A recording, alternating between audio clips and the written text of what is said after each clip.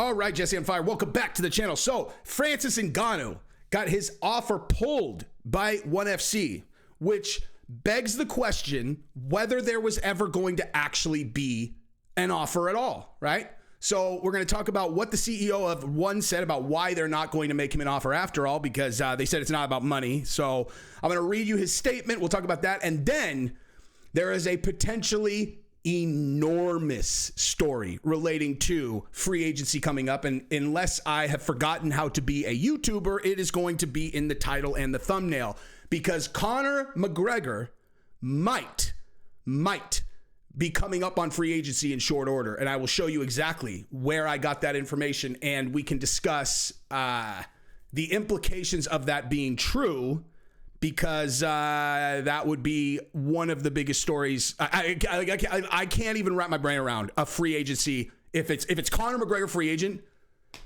I would assume that anybody who was unaware that that was a possibility at this moment is going like, oh my God, just try to imagine what the options would be for this guy. Okay, so that's what we're going to talk about. Thank you guys for continuing to watch the channel. I am really pissed. My Rockhold video last night that I put up, I believe the title was Rockhold got his teeth shattered by Mike Perry, got age restricted.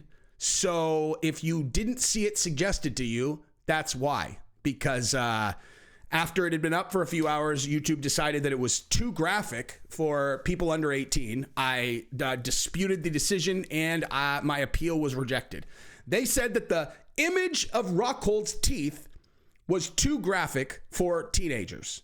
Now, if you go and look at that video and you take a look at his teeth, I think you will probably agree that if you can cover combat sports and those don't get age restricted, it doesn't make a whole lot of sense to age restrict that video.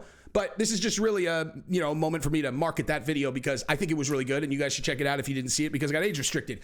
Anywho, I don't have any issues with YouTube. I love YouTube. They offered me the opportunity to become a combat sports commentator of whatever you would call me that I am doing now, and I appreciate that more than anything. I love you, YouTube. I'm sorry. Anyway, so subscribe to the channel if you haven't yet. We're creeping up on 110,000. I appreciate you guys doing that. Also, look at this. Gold BJJ is my sponsor. They're always my sponsor. They're not even sponsoring this video. I just am wearing a rash guard right now because I'm going back to jiu-jitsu for the second time today. And if you want to check out Gold Jiu-Jitsu gear, they are my jiu-jitsu sponsor. The link is in the description. You will love it. Their stuff is absolutely top notch. Okay, so what are we talking about? Let's go and jump into this thing first. Let's do Francis first, then we'll talk about Conor. So this is the story about Francis Ngannou. So this morning, breaking, Yonan Shari, sorry, I apologize, I'm murdering his name, but the ONEFC CEO says that the deal with Francis is off. His statement is, I met with Francis for almost 3 hours. After careful reflection, we decided not to submit a final offer. I didn't feel Francis and I were fully aligned on non-financial matters. It is nothing personal. Now, let me tell you what is actually happening here, almost for sure. Okay, you have two options, not three. Two options, not three. All right. Well, as I say that, I like to make dramatic statements, and then sometimes I say them, and then as I think about them, I'm like, oh no, I guess there actually is. So I'll tell you what the three options are actually. Okay. Number one option is exactly what he said, right? It's possible, right? That was the one that I was going to say wasn't an option, but it is possible. It's possible he met with Francis. There was some kind of cultural misalignment or whatever. Francis was saying he wanted this as part of his contract, but blah, blah, blah. And he's like, you know what? You're not ONEFC material. We're not aligned on a cultural level. I don't think that we're going to work well together. And I don't want to put a wild Mustang in my ranch that's going to mess with the herd, right? Possible. Option two, they were never going to make an offer, right? They were never going to make an offer. They wanted to get a bunch of publicity because Francis is a free agent. UFC has pulled himself out of the running. It seems like the boxing is drying up, and they're like, you know what? We could probably get a lot of juice if we go public and say we're about to make Francis a massive offer. Possible. And then they never really had any intention of making him an offer. That's also possible. Let me tell you what I think is actually going on, okay? Here's what I think is going on. I think that they were going to make Francis an offer, and they found out that Francis was about to sign with PFL, and so they broke up with him before he broke up with them. Okay? Because I can't connect. What would Francis possibly say to them that would make them not want to sign the UFC heavyweight champion to ONE FC? You know what I mean? What could they be misaligned on? So to me, it seems much more likely that Francis is about to sign with PFL, and if ONE FC goes, we're breaking the bank for Francis, we're going to make the offer of the century. And then Francis is like, thanks, but we're going with PFL. PFL is about to buy Bellator. I don't know if you guys saw that report. Not a very credible source. Someone said Bellator is about to buy, Bellator is about to buy PFL. And then I was like, what's the source on that? Oh, not credible. So I don't know. Maybe they are. If it turns out that Bellator does, or PFL does buy Bellator, then I will retract that statement. I'll say, you know what? That source was credible. But if they don't, then not credible. But nonetheless, that would be exciting if they did, unify those organizations and then they sign Francis. Who knows? That'd be a big play. That would be a big play. They would have to have a lot of dough. But yeah, so Francis, if you think back through this entire thing, Francis got photographed wearing a PFL shirt a long time ago, if you don't recall that. Like right at free agency. It was like free agency, Francis out with a PFL shirt. I did some digging on that, and supposedly that was like total coincidence. It was actually, I think it was Francis's mom actually that was wearing the PFL shirt, and she was with Francis. That seemed to be a major indicator that that's where he was headed. I mean, listen, dude, I have made no secrets of the fact that I am rooting for this gentleman to do well, right? I like, he's up every day. The bad guy's there. That's an air gun that's up there. There's Francis. There's my plaque. All the things that are most important. So I made no secret. I want Francis to do well. I also am not going to pretend like there are any exciting matchups that I am really raring to go to see, at PFL. But listen, maybe PFL signs Francis and they find other heavyweight contenders that will be exciting PFL matchups for him to fight. I mean, what do I know? Well, I'll tell you what I do know. Here's what I know. I know that there will always be a lack of talent at heavyweight. That's what I know. There will always be a lack of talent at heavyweight. Why, Jesse? Jesse on fire. Why would there be a lack of talent at heavyweight? Multiple reasons. Why don't you try to tell me why there would be a lack of talent at heavyweight? I don't know. That's why I asked you. Okay. Well, so let's do it like this. Where is Francis from? Africa. Right.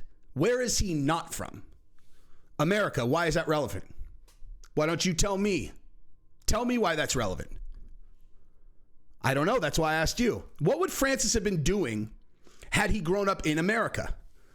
Playing tight end for the Chiefs. Correct. That is exactly correct. Why is Francis so dominant? Because anyone that has his physical gifts that was from a first world country would have been a professional athlete in the United States making $30 million a year. Exactly. Although the NFL, that's a big number, maybe 20 million. But yes, exactly right. He'd be playing tight end and he would probably be one of the better players in the league. Right?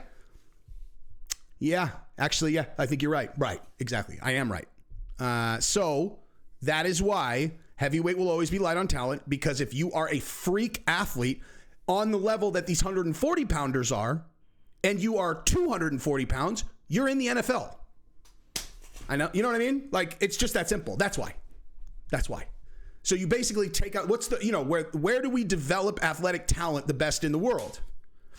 The United States. Where do we have the best athletes in the world? The United States. Wait. The best athletes in the world are from the United States? Yes, they are. Well, why? I'm not answering that question, but it's just an objective fact, okay? Measure athleticism country to country, and you tell me where are the best athletes. They're in America, right? Okay? So you could figure out why, but bottom line is America churns out excellence, and they go into other sports, not fighting, okay? So there will always be a lack of athletic talent at heavyweight, period. As you go down, if you're 5'7", 5'8", 5'9", you're not going to the NBA unless you are one of the most absolutely ludicrous freak athletes. You're not going to the league either. baseball either. You know, maybe the other guy, I forgot about, yeah. And then there's baseball too. If you're 240 and you're that strong, you make $35 million a year playing baseball. So that's why. Okay. And so the talent that there is in the UFC. So you're going to have a very hard time. Okay. So that's why I am disappointed if he goes to PFL, but hopefully, I mean, I'm not rooting against PFL, believe me. I just want to see good fights. I am just a fan who talks into a microphone. I am nothing special. I'm just a fan. And as a fan, I would have loved to see Francis fight fucking John Jones. Sorry. So there's that. Now, let's move on to Conor McGregor, okay? The part that everybody's been waiting for, okay? So here is a tweet from September of 2022. This is after a meeting that this guy had with Nate Diaz. You want me to fight Conor McGregor? Now we're going to do the Conor versus Floyd Mayweather deal. I have a question, or the question I have is, does McGregor have a sunset on his current deal? If so, then a boxing type split becomes much more likely for both. Interesting. And that's from an ESPN article in September. What else do we have on that? So John Nash has looked into this, and this is from about, 2 weeks ago. It's also possible McGregor's contract terminates later this year. He signed his deal 5 years ago during the period that introduced the less restrictive sunsets. Sunset clauses are 5 years. So if he signed in 2018, a 5-year sunset clause would be 5 years from whenever he signed, which would be 2019, 20, 21, 22, 23. So here are the considerations there. Number one, did the UFC make Conor sign a new deal before he did Ultimate Fighter? Unclear. It would seem crazy to have him do that and not have him sign, but Conor has a tremendous amount of leverage to the point where even if they couldn't come to a deal, if he was willing to do Ultimate Fighter, even if he's not signing a new deal and he was only going to sign to do Ultimate Fighter, I think they would do it regardless. Okay, I don't know that, but I think that they would, because you squeeze whatever value you can out of that golden nugget. That is the most valuable asset that the UFC or any other combat sports, organization can have. Now, if Conor is looking at a sunset clause later this year, let's discuss what that would mean only in what if he didn't stay with the UFC, right? Because in my opinion, what you would be looking at that point would be a boxing match like Mayweather versus Conor, without the UFC involved, with Conor and his promotions company partnering with Showtime or partnering with whatever. And you could expect Conor to clear he makes 20. So Dana literally just said that Conor makes $25 to $30 million when he fights for the UFC. Okay. So $25, $30 million, a lot of dough. $150 million, much more.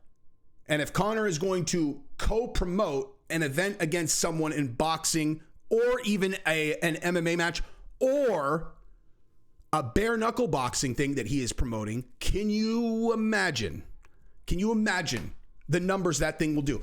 I have been saying forever that I think the answer to everyone's issues is the following: boxing in MMA gloves. That is the answer. I don't understand how no one is coming up with this. I've said it to a lot of industry players recently, and people are like, you think? And I'm like, I 100% think. So it is possible that these ideas are now going to be permeating through the industry, and at some point someone will do it. I will be ecstatic as a fan.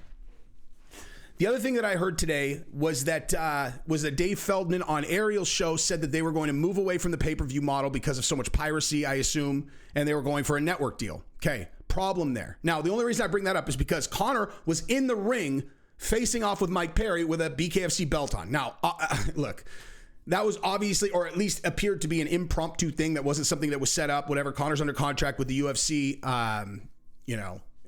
It just, that's what it was, right? So the reason I bring that up is in the event that BKFC wants to do a network deal, right? Here's the problem that I think that they are going to run into, okay? Because I do know a lot about how television executives think, okay? Like I was the main talent in a reality show a long time ago, and then I was the executive producer and co-creator and main talent of a reality show in 2015. So I interacted a lot a lot with the production level, the network level, all these guys. And I could tell you without any shred of doubt exactly how these network executives think. Okay. You think network exec, you think creative person, right? It's like, oh, what kind of, come up with creative shows, right? No, that's not how it works. Okay. Network executive sits in a room. Creative people who are producers, right? These guys who work at these production companies, they come up with creative idea. They package it together. They film a sizzle. They bring it to network executive and they go, look, this is the show. Network executive goes, I either greenlight it immediately or they buy a pilot. They watch the pilot, which is a single episode, and then they make a decision on whether they want to greenlight the entire season. Now, what I'm talking about in terms of their decision process is the following. You would think that if you came up with a really awesome, clever, and creative idea, that would give you a better opportunity of getting a show put on a network, right? Wrong. Incorrect. The correct way, or well, the more likely way that you get a show put on is if you come up with something that fits into a formula that they have already seen work, okay? There is a reason why there are 100 shows of these 6 housewives scream at each other. It's like, the housewife thing works, Oh, competition show where people vote each other off. Let's do 700 versions of that. Okay.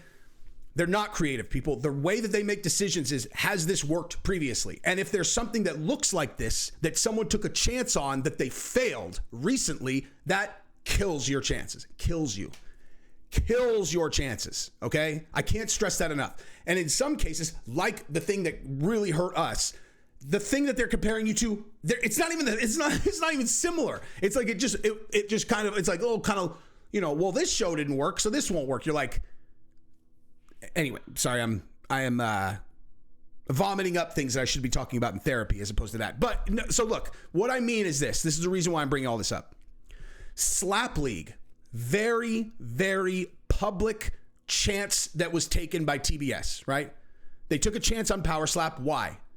Does Power Slap look like anything that anyone's done recently? No. The reason why they did it is because UFC is something that Spike TV took a chance on that ended up being incredibly lucrative. And it's with a team of people doing UFC that has shown that they win and they win and they win and they win. So they took a chance on Slap League, even though it was very, very unique, really not cut, like no cookie cut or anything like that. And they got so much flack that they pulled the show. They didn't even get it all the way to the end of the season, right? I don't think. Okay. So without getting into the, whether or not that was a justified thing that, Power Slap took all the flack that it did, I've talked about that extensively. Let's talk about how, the likelihood that BKFC is going to find themselves a network deal this close to after the whatever you would call Slap League, fiasco. Because the answer is they're going to have a very hard time. They're going to have a very hard time. And if it were me and I was on the strategy team at BKFC, I will tell you exactly what I would do. Okay. You're going to have to accept that in order to get a deal done with a network television, with a network, you're going to have to put MMA gloves on. You're not going to be, I could be wrong. I am rooting for BKFC. I'm rooting for all combat sports organizations, but you are going, this is like UFC, just way more brutal. And it's like, well, we kind of did the UFC just more brutal thing and it absolutely blew up in our face, So we don't want to be like the guys at TBS. So yeah, no, How'd the main event go? It was great, man. Mike Perry knocked out this guy's 2 front teeth and he quit. Knocked out his teeth? Oh yeah. Knocked out his teeth. What about the one before that? It was a great fight. Broken orbital bone. It's UFC just more brutal. That's your pitch, dude? UFC more brutal? Well, yeah. I don't think you need a rebrand. I think you can call it BKFC, Bare Knuckle Fighting Championship. It's just you put on MMA gloves, okay? You're not breaking your entire model. All you're doing is keeping people's teeth in their head a little bit more often and not getting people so cut up and swollen. That is my suggestion, is get yourself open to putting on MMA gloves. You will have a tremendously better chance of getting a network to take you on. I hope that they get it done. I really do, right? I want as many opportunities for fighters out there as possible with the most amount of money possible. Believe me, I'm rooting for everybody here. But I just know the reality of the challenge you're trying to solve. That is what I would suggest. Anyway, that is what I got. I love you guys. I'm going back to Jits. Peace. Wait. Remember to look up Gold BJJ because you'll love it. It's in the description. Love you guys. Peace.